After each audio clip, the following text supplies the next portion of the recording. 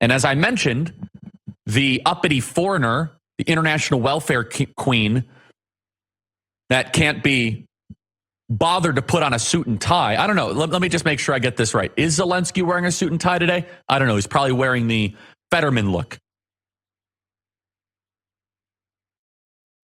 Okay, so again, it is weird to focus so much on what a president in the middle of a war wears during a speech. It's slightly weirder to talk about the lack of formality when you're hosting a political analysis show and you're wearing a short-sleeved polo shirt. He didn't even seem to understand that maybe he should have dressed up to deliver that attack. The weird racial framing about uppity foreigners and welfare queens is bizarre. If you're gonna do any of this, by the way, you might want to at least check to see if he's done that. And then to say, well, he's probably doing the Fetterman. That's not how he dresses. Those are two totally different ways of dressing that you guys mock. My issue with Charlie Kirk isn't that he's uninformed or that he's doing these weird racial dog whistles. It's that his show is terrible. He's really, really bad at something that is not that hard, honestly. That is unwatchable at this point. Why does anyone tune into him rather than any of the other second-rate clones of Ben Shapiro at this point? Like what? Talk about what, the term welfare queen is a Reaganism that is essentially meant to vilify people that you have no idea what their life is like, and you just assume that people that that take assistance from the government are living the life of a king or queen. It is an insane, debunked multiple times. The word uppity, as you say, is like really about slaves who mouth off. It's terrible. That is what he's invoking. And the reason that he is able to so confidently do that, he's admitting exactly who his audience is. And most ironically, the reason he's been able to cultivate that audience while being a proven failure at the message, if you look at whether he's been able to accomplish the goal, is because of huge handouts he's gotten. Yep. He has been given, guys, millions and millions of dollars year after year after year to put together what? Hard work? Is he working in a factory? Can he pull off the Fetterman look and wear a hoodie and some shorts in Pennsylvania in February? No. He is by his hearth getting warmed by the benefactors who have so generously made his life that of someone on the dole who has never had to encounter a single bit of negativity face to face in his life. Ironically, he's also making fun of other people's appearances when he himself looks like a hot air balloon with a face with a drawn on it with a marker. Like hot air balloon's not necessarily known for constantly having the cold meat sweats, but I like your metaphor other than that. Also, by the way, can we reevaluate like the level of respect that should be put on different outfits when we bear in mind that Zelensky in a t-shirt has been successfully fighting off the Russian military? You know who wears suits? Putin. Putin wears suits. Is it helping him to take over Ukraine? Fetterman wore the hoodie. He won, by the way. You know who wears suits? Dr. Oz wears suits. Did that help him to become a senator? Maybe the clothing isn't the most important thing in the world. I just want to say the reason that Tucker Carlson is so mad at Vladimir Zelensky is they both were on versions of Dancing with the Stars. Zelensky won and Tucker was eliminated in some of the first rounds. That is strictly personal. And let's talk about what they were wearing. Tucker Carlson, we have B-roll on this network. I'm not sure we pull it every time because we don't expect it. But the truth is he wore like a flouncy Spanish dancer dress of a shirt on TV and then has the gall, along with Charlie Kirk, to talk about what a real man is.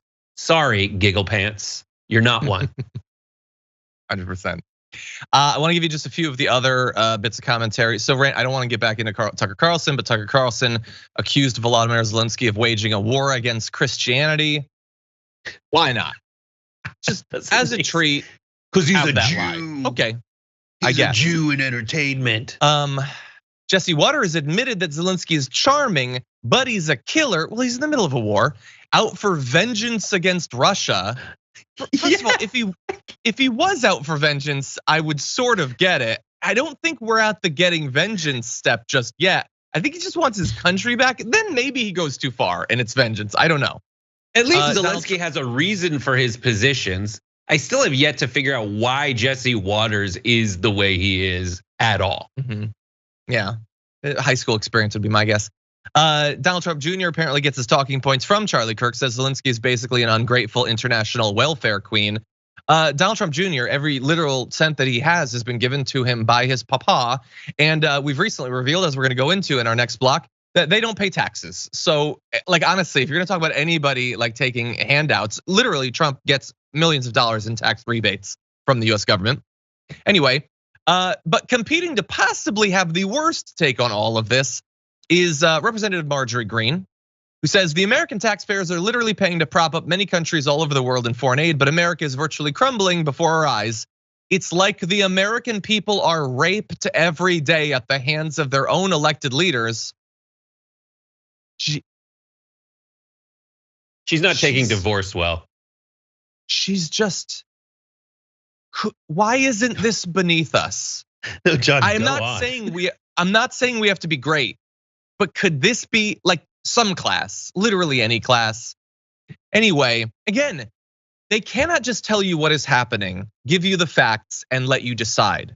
They have to constantly terrify you in all different ways. So did you know that you're being raped on a daily basis by the US government? You are. Also, we're being invaded. Again, constant violent metaphors that have no bearing on reality. Our economy has been destroyed, even though they literally just scaled up the estimation of the Q3 GDP by like another 0.3%, and it's way above what they expect. Okay, devaluing our dollar, killing our energy, again, killing, destroying our critical supplies, enslaving us in debt. So you've been raped, invaded, killed, and enslaved, harming our children. Again, I don't know what that has to do with the foreign aid, but it always has to come back to the QAnon stuff, and castrating our independence. So you've been raped and beaten and invaded and killed, but also enslaved, and they cut off your junk. Are you scared enough yet to like allow Ukraine to be conquered? What other words do I have to use to let you be okay with Putin killing literally every person in Ukraine? 50 Shades of Green over here. Like, she should write the next 50 Shades book, because it is super hot the way she's talking about all this BDSM stuff. She just like, it's like, it is so pathological. Like, you sound like a really delightful person, and then they go off and say like Kamala Harris needs to smile more.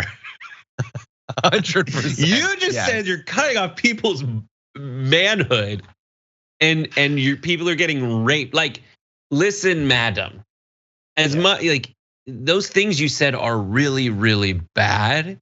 And you are trying to harness that, but in doing so, you're absolutely belittling those actual experiences. And like, the fact that she writes these things and thinks she's totally killing it, and then is like, send.